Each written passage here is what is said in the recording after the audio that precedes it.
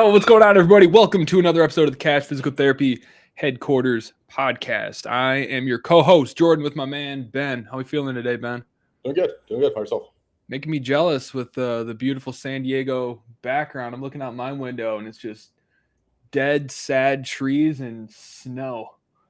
Yeah, we're lucky.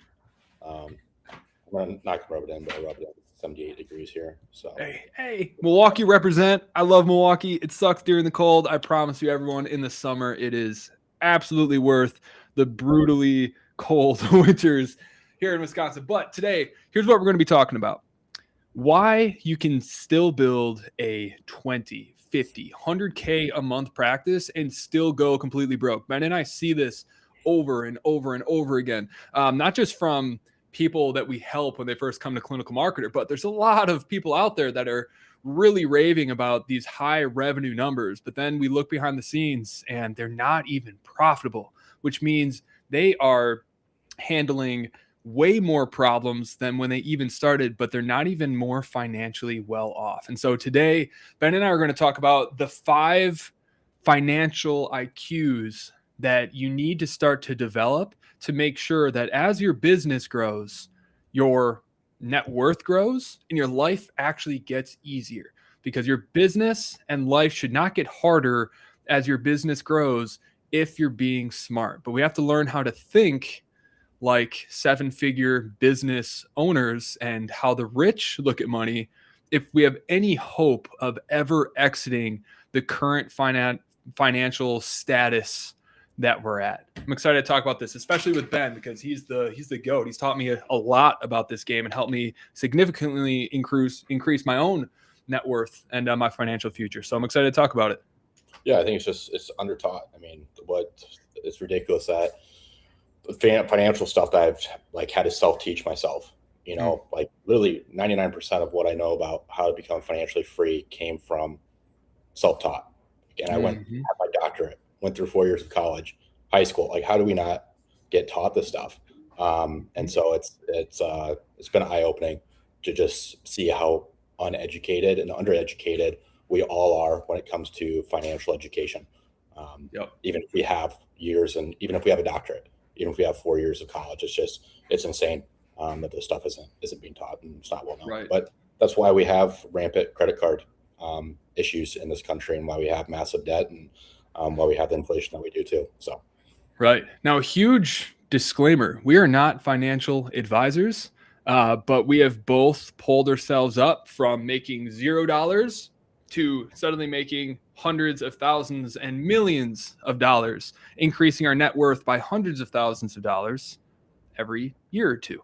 And so if you want to learn how to do that and just want to learn from the mistakes and the lessons that we've collected over the 6 years that we've been building companies together, definitely tune into this episode. Don't forget to like and subscribe if you get value from this podcast. So let's first talk about the way people look at money, because there's 3 different ways people kind of see the world. There's the people that don't realize that they're even playing a financial game and they have no idea how money works, and so they're just being crushed by it, and all of their problems are around money. Then there's the people kind of in the middle who recognize that they're playing a game, but their only objective is not to lose. Then there's bucket number 3, the people who actively are seeing financial problems and learning how to solve those financial problems, because they're not trying to lose, they're trying to win the game. And until you learn which one of those people you are and make a conscious effort to elevate to the next bucket at least, you're never going to raise your financial thermostat of what feels normal to you, and you're going to have a really hard time growing your business because it's just going to keep getting harder. Now, Ben, I know you're also a big fan of Robert Kiyosaki and his books, Rich Dad, Poor Dad, Increasing Your Financial IQ. What has been your experience in seeing PTs who are kind of in each of these buckets and the difference in their ability to grow and change their life? Yeah, there's really 4 quadrants that people can fall in. It is where you are employed, you're W-2. That's the lowest tier. Second tier is you are self-employed. You have maybe a lifestyle business where it's just you. You don't work for somebody else, but you pretty much create a job for yourself. You're not time leveraged. You are not leveraging money. You're not leveraging your time in there. However, you do have your own business. Next one is you're actually creating a real business. And that is where you are starting to become more financially or more time leveraged. This could be hiring a front desk. This could be hiring on a physical therapist. This can be hiring on a clinic director, removing yourself from the business. So it increases your net worth because you're actually creating a business. You're getting your time back. Quadrant 4 is where you are hitting both. You are financially leveraged now because you're taking the money and the profits from your business and pumping it into stocks, Bitcoin, real estate, anything that can make money, making itself money is what it comes down to, leveraging money to make more money. And then you also obviously have your business, you're leveraging your time. That's where the real power is where you can be both time leveraged and also financially leveraged. And that only happens, both those things only happen once you make it to quadrant 4. And this is where I see so many of the cash physical therapy clinic owners are stuck in quadrant 2. And they also don't really realize what game they're actually quite playing yet. They're so focused on just being able to treat the way they want to. You're only, even if you do accomplish that, you're only in the quadrant 2 of quadrant 4. Like, it's not a great place to be. And a lot of people don't even realize there's a quadrant 4. They're like, okay, maybe they're thinking a little bit further ahead. Like, okay, I know I need to build a real business.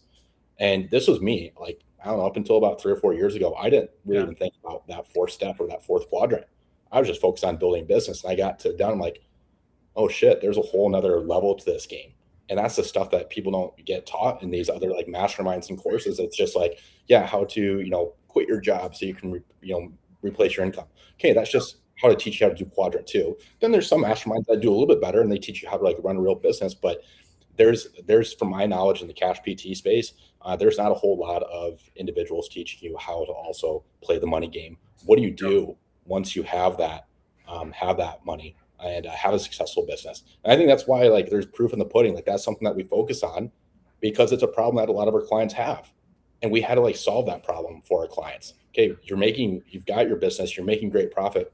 What do you do with that revenue? What do you do with that money? Now you start talking about quadrant 4 and helping them with that. And people just don't talk about that.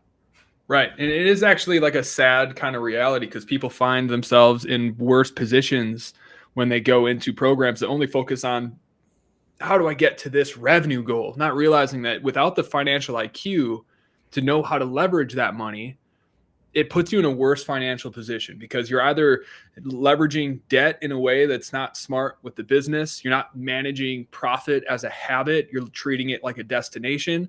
And you end up with a business that has all of your time, your attention, and focus that's not even paying you more as it starts to grow. Because all these programs that are out there, and why I love our program so much and why we have such great culture and why we retain clients for 5+ years is because we don't give a shit about revenue. We care about profit and how you're leveraging that profit to make your life actually better. That's why our biggest wins that we hype up and share is when our clients are able to go on multiple guilt-free vacations every year because they built their practice in a way where it fuels their financial goals with their family and gives them that time leverage where they can go and do the things that they love to do while the business continues to pump money. That's a true asset rather than what most people think they want, which is just a business that makes money. They just want a job that helps them feel a little bit more comfortable in their day-to-day lives. But what we've seen over and over and over again, that if you don't focus on mastery of seeing every single problem as an opportunity to grow and get smarter, where you look at every single problem and you try to learn how to fix it rather than basically hand the problem off to someone else to solve. It's like, you don't learn all of this stuff unless you're viewing the world that way, where you are taking full responsibility for looking at every problem and finding the solution to it rather than hoping other people are going to solve it. So Ben, I love that you highlighted the kind of like the 4 stages, because I don't think anyone just goes from employee to investor. They start as an employee. They decide this sucks. I'm not making the kind of money I want. Even if I become a clinic director, I'm not going to make the kind of money I want, let alone have enough left over to retire when inflation and all the chaos in the world is factored in. So they start their job. They get some initial success, but then they realize, okay, I'm replaced my salary, but now I'm working 100 times harder and way more stressed out than I've ever been. And so that's a tough spot to be. And so then they realize, like, okay, my life will actually get a lot easier if I just hire a PT and hand them some of my patients so that I can get my time back and build some systems that allow that PT to then be successful. Now you're a business owner. And then you start to realize, like, holy shit, I can hand off the rest of my responsibilities and this entire thing can run itself. And now all you're doing, instead of putting your time, energy, and skills into the business, now you're just putting your money into it and multiplying it, where you then become a true investor. Yeah, I think it's also important to highlight that there are some people that go from 1 to 4, where they are the employee and then they start investing. I think it might be good to talk about like why that isn't the right way to go as well, because I see a lot of people do that. I mean, that if you're a W-2 and you're not going to start your own business, you're kind of like stuck with doing that. But I know that's something we want to get into today too, is like, what's the process of when you should start, where you should invest, and all that too. Yeah, because I mean, everyone's heard a million stories of people who are like, oh, I have the money, crypto's exploding, I'm going to put all my money in crypto. Then they lose all of it because they're trying to take shortcuts and bypass the stages you have to go through to gain the level of knowledge and intelligence you need, because money and assets aren't necessarily what creates wealth. What actually creates wealth is the knowledge on how those assets and that money actually works. And that's the only time when you can start investing in stuff where it starts to have big returns. You have to fully understand it and leverage that knowledge at the appropriate time. And so we'll talk about that in just a second. Let's quickly go over. I want to go over like the main levels of intelligence you have to develop in order for you to be successful. Now, as we kind of mentioned, like there's those 4 quadrants, but in order for you to properly be able to ascend through those quadrants, you have to understand a couple things. So number one, like the lower class, the people who are poor, they're reacting to money problems rather than thinking about them strategically. The people in the middle class, they're playing the defensive game. Like, I understand I'm playing the game, but I'm just really trying not to lose. I'm trying to save as much money as I can, play it safe, avoid risk.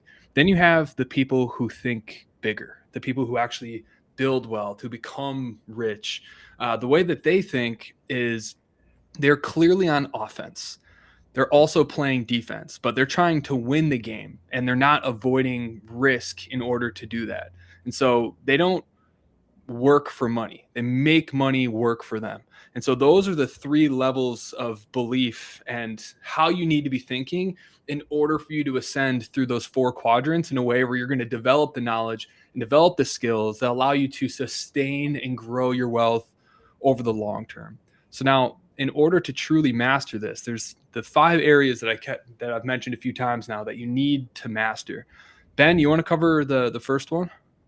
Yeah. So first, you yourself need to be able to improve like what you're worth. What skills do you have that are valuable? You got a PT degree. Yeah, it's somewhat valuable, but I don't know. I could make a case that it wasn't the best financial investment. Going 150K in debt to make 90K on average across the US. But you got to be able to develop yourself and your skill set. So more than just delivering good care. It's like sales, marketing, leadership, all these different things. You need to start reinvesting into yourself, right? To build skill sets so you yourself actually have a skill set that's valuable. Right. So you have to develop your competency that's going to allow you to make more money. Now, if you're an employee, if you're working for another clinic or a health system, well, then you're in a system that you can't change. And so the only way that you can make more money is to basically leverage and work outside of that system by starting your own business, by starting a side hustle, whatever it is, you need to find a way to start making more money outside of just the base level of skills. You know how to help people, but now need to learn how to get people to come and want your help. That means marketing, how to get people's attention, find the right people, how to get them to give you their contact information, how to enroll them, how to retain them, and how to get them to send more people to you. And so those are just some of the skills that you have to master in order for you to sustainably start to make more money. So then we have financial IQ number 2, like protecting your money. We've had so many people who put themselves in a negative situation because they come in, they implement all of our marketing, our sales, and our business model, our business growth systems, and they start making all of this money, but they don't know what to do with it. And then they end up spending back down to their financial baseline. You want to explain the financial baseline and the financial thermostat, Ben? Yeah. So the financial thermostat is if you are always used to spending 80% of what you earn or 90% or 100% of what you earn, you're going to continue to do that at scale. So when you make more money, you're used to spending it. So even though you're making more money, your expenses are going to be going up as well, because that's what you've always done. And this is why it's so important to have that financial IQ. IQ and savviness to recognize your behavior and know that, hey, if I don't address this and start getting this in check, it's only going to become more rampant as I make more money. Right.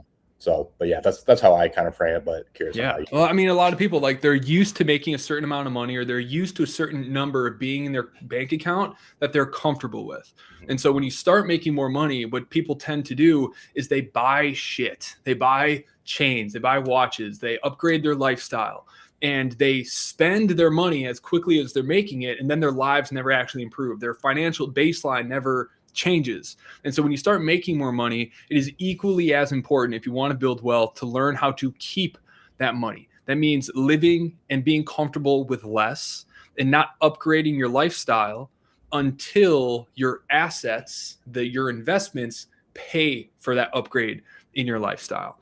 Now, a big portion of this isn't just spending less. A big portion of it is making sure that as your business makes more money, you're not paying more in taxes. And Ben, you're the GOAT around this topic. So let's talk about that a little bit for people who, when they're first getting into their business, like, how can we minimize how much they're paying in taxes to make sure that they're leveraging their capital as efficiently as they possibly can? Yeah, first thing is, like, you need to understand the difference between a CPA and like a financial advisor and a wealth manager on it. CPA is going to just, more or less, they're just going to file your taxes for you. A tax strategist and wealth managers can help you strategize on how to actually pay less. CPAs can help a little bit here with write-offs here and there, but a tax strategist is actually going to help you figure out how to take on more advanced strategies to decrease taxes that you owe. And that's where it gets real fun, is once you start making some decent money, now you can really start tapping in these other investment vehicles to drastically lower your tax rate. So, like, I started investing in real estate about 3 or 4 years ago. I would have paid over $250,000 in taxes this year. I paid zero because I had invested in a really great tax strategist that helped me figure out how to do it legally and ethically, in a way that I don't have to pay taxes. And so once you start, you don't want to start there, but eventually you're going to get to this point where you're like, crap, I'm making a decent amount of money. Why am I giving so much money to taxes? And that's when you start looking into tax strategy and other loopholes to do it, again, in a legal and ethical way.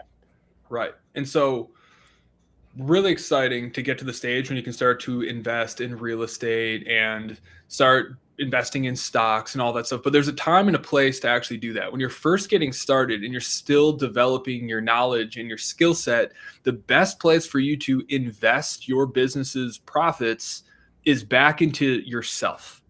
Because until you're making around $200,000 a year, I'd probably say, you should be investing as much as you can back into yourself. And so that means investing in coaching. That means investing in books, like anything to get your IQ, your business and financial IQ elevated, because all of those things are tax write-offs. And so if you got to the end of the year in 2025 and you had a pretty decent year in terms of profit and you didn't invest in yourself, you literally just gave the government a tax-free loan, basically. And instead of getting your money back, which you never will with the government unless you get like a tax return, I guess, instead of paying the government, pay someone who's going to teach you how to make more money, because now you're going to get your money back at a multiple. And so if you're not investing in coaching, if you're not investing in increasing your knowledge and skill sets, something that nobody could ever take away with you, no matter what is happening in the economy, you are wasting tens of thousands of dollars. Tens of thousands of dollars. So until you're at that $200,000 a year mark, you should be investing a great deal of your profit. Like obviously, like pay yourself what you need to maintain the lifestyle you already had, because your business isn't big enough for you to upgrade your lifestyle yet. You don't have the knowledge to sustain that growth long term and continue to grow yet.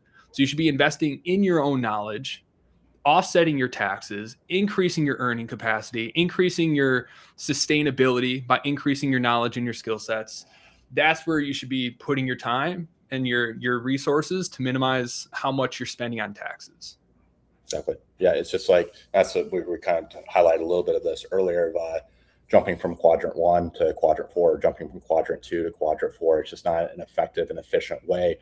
Yeah, you might be able to, if you start investing right away into like stocks and these other things, yeah, you might get a little bit of a return on it, but you're not able to throw a whole lot of money into it that's actually life-changing. You need to reinvest in yourself. That's always been my best ROI, is anything that I can reinvest myself. Like that's dished out over 100 grand in the last 2 years in coaching. Whether that is business coaching, whether that's personal development, whether that is my CPA, my tax strategist, stuff like that. And it's all always worth its best, my best ROI, even better than real estate. Yep. Right. I wouldn't have been able to save, the $250,000 in taxes just this last year alone if I wouldn't have invested in myself. Right.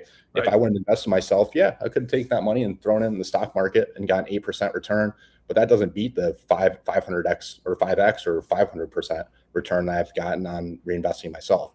And so if you want to be, the game is being able to throw more money in investments. And if you just throw money into other stocks before reinvesting yourself, that pool that you can actually allocate to investments is just so small. It's never going to actually change your life like it does, like investing yourself does. Right. And then like there's some people who are like, okay, I want to minimize my taxes, and by reducing my profit, I'm going to do some remodeling in the clinic. I'm going to buy some new equipment. I'm going to buy some stuff. And that could have a good return on your investment if your space was seriously lacking and people just weren't interested in working with you because of those things. But you're not, in most cases, getting the return you want on that stuff.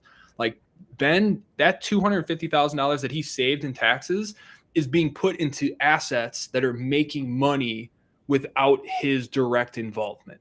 And that is where you want to be putting your money. And your knowledge, that compounds over time. If you're at a level where you don't need as much knowledge anymore, well, then you're buying assets that multiply over time.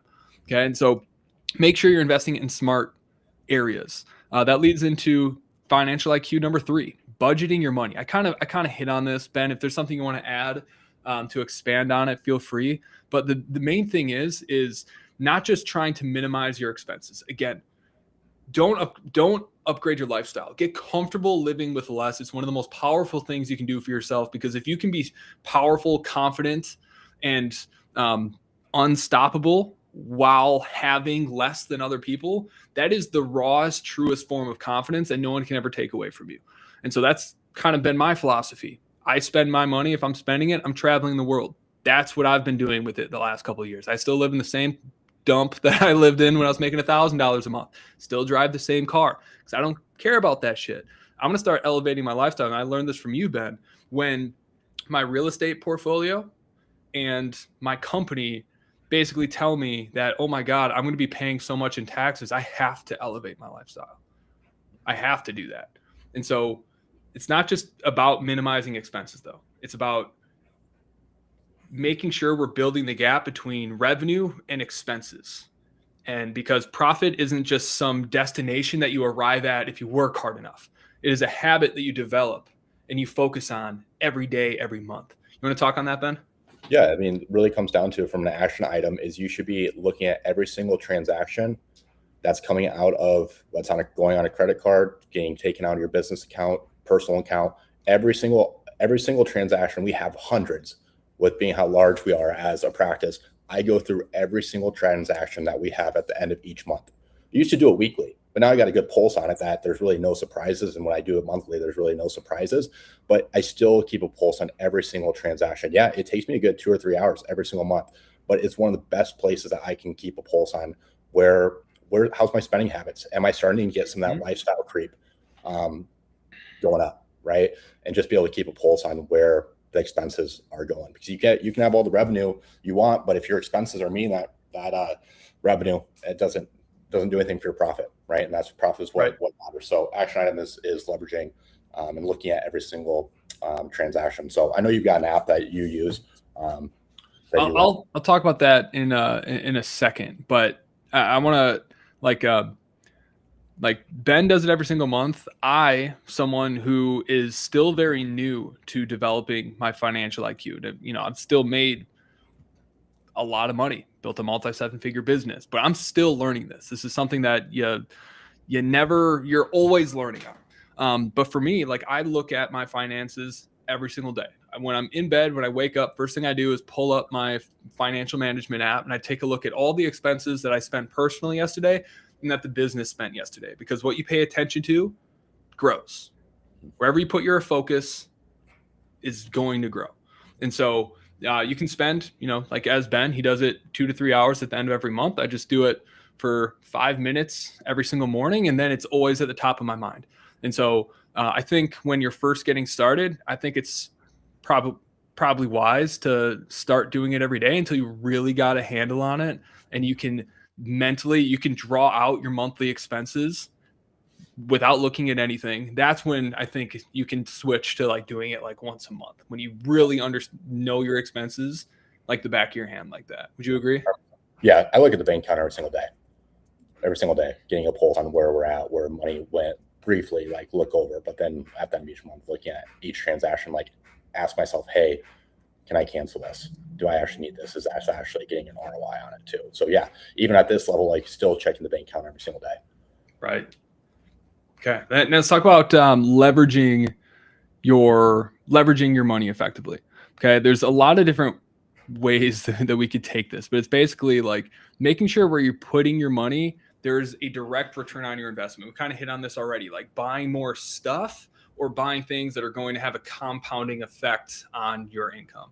An example for me, when I was paying off my student loans, I had a choice. It's like, okay, my interest rate was something like 8%, something disgusting. And no, I think it was like 5 to 6%, something like that. And I was taking a look at that. Okay, I could pay off this loan faster, or I can put that same amount of money into my business, into my ads, where I know I was getting a 6 to 8x return on every dollar that I put into it. And so I was okay putting less money to pay off my student loans and putting more money into my investment portfolio and my business, because the return was still so much greater than the interest I was accumulating on that student loan debt. And so I prioritized putting my money in the thing that was going to grow the fastest, rather than what is, the small thing that is increasing like my expenses like a little bit. But I grew way more wealth by putting my money where it was going to compound the fastest, rather than paying off my student loans as quickly as I could, if that makes sense. Yeah, 100%. Anything to add on just leveraging your money better, especially when you're first getting started? No, I mean, a great analogy is like for those that have played Monopoly. Can you imagine that if you played the game Monopoly and all you did was try and go around and collect $200 and stay out of jail? Like, do you think you'd win that game? No, that's how 90% of people play this money game. They just every 2 weeks, they collect a check, they spend it, go around, get another get a check, spend it. There aren't any assets. The only way you win Monopoly is a lot like when it comes to financials. You've got to be buying assets, especially with how inflation's going up. How inflation's going, like if you're saving, you are losing money. You're losing money. And that's where the middle class is getting crushed right now, is they want to save. And that's just a negative investment with how inflation is. And so just think about Monopoly. And if you don't play the game Monopoly, play it. It'll be kind of eye-opening on, hey, there's a lot of correlation to how you build wealth in Monopoly and actually how people go about everyday life. 100%. Did you see that Forbes article that was talking about, I think it was like BlackRock that announced it, but it was like by 2030, you will own nothing and you will be happier for it. Mm-hmm. 2030. That's in 4 years, which is disgusting. Disgusting to think about. 4 years.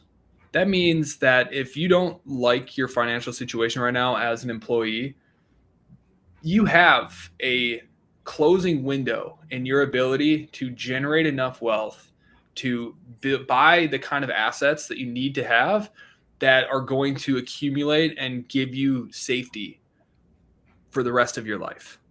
So it's that, like, people need to have more urgency about this, not just because of the compounding effect of money when you do invest it early enough, but because the world is changing and there's a lot of economic uncertainty right now. And a lot of people, that means that they shouldn't do anything. They should wait and see what happens, which is the exact opposite. You're playing defense and you need to play offense and defense.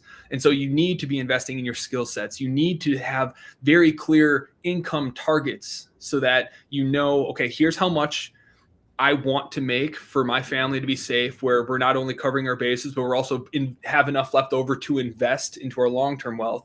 And then reverse engineering that is like, okay, how much does my business need to make in order for me to do that? And how many patients, how many leads do I need in order to acquire that? You need to do all of the math and start working on it right now, because God forbid that actually happens, where it's even more challenging than it is today to own your own real estate, own your own assets. But according to the world, our opportunity is coming to a close. And so now is the time to triple down on your knowledge, on getting really, really smart about your money, not just counting on a financial advisor, but investing in your own knowledge. Read Rich Dad, Poor Dad, read every Robert Kiyosaki book, listen to this podcast, join our mentorship program, get around people that understand how money works and are trying to win the money game, not just play it safe and trying not to lose the money game. Yep. 100%. All right, last one, improving your financial information. We kind of hit on that. You need to start investing in your knowledge now. Go every single week, find some sort of resource, consume something, elevate your understanding of how the world actually works and what money actually is and what debt actually is and how our government uses money. We need to understand how the whole system works, because we don't control the system, which means we have to operate outside of it, and we have to find our own lanes within there to manipulate the system. And so you can only do that when you have true in-depth knowledge. The best way to do that, Robert Kiyosaki's books, and then getting around people like Ben, myself, or anyone who has achieved what it is that you want to achieve, that can help guide you in learning how the game is actually played, so that you can make sure that if in 2030 the door really does close, you know how to play the game to make sure that you can still win. Yep. You need to understand how the world works when it comes to money. You put money in a bank account, guess what that bank's doing with that money? It doesn't just sit there. They're loaning it out to real estate investors like myself, and they're getting a compounding interest on that. They're gaining interest from people that they're leveraging that money, your money that they're giving out to get interest, so that person can also go and increase their wealth. Everybody's winning except yourself. If you've got money sitting in your checking account and your savings account, the bank's winning, the investor's winning off of your money. You've got to put your money to work. It's just a simple fact. And saving it is not putting it to work. That tiny little interest that you gain doesn't even come close to offsetting the inflation. And so if your goal is to just save all your money, by the time you retire, that is going to be worth a fraction of what it is today. And so you have to get your money out of the bank and put it somewhere else where it's actually going to be working for you. If you're saving up for an investment, put it in a high yield savings account, so it's at least growing a little bit more than it would in your regular bank account until you're ready to acquire some sort of asset. But you have to start thinking about it now. You have to start putting your money in places where it can multiply. And if you don't have the kind of money to invest into real estate or other wealth creation vehicles, then the vehicle is yourself. You put that money into coaching and mentorship to become the best version of yourself you can possibly be, so that if there is economic crisis, you're okay because you know how to think, you know what to do. That's the most important thing you can do. Any last minute advice on any of this, Ben? Nope. Just reinvest in yourself. That's your best investment vehicle. 100%. 100%. Thanks for listening, everybody. If you got value out of this episode, don't forget to like and subscribe. And if you have any questions about growing and scaling your cash practice and creating freedom for yourself, where you have the leverage to start to invest into assets and to build real financial and time freedom using your practice as the vehicle, go to clinicalmarketer.com and apply to work with us. We'd love to chat.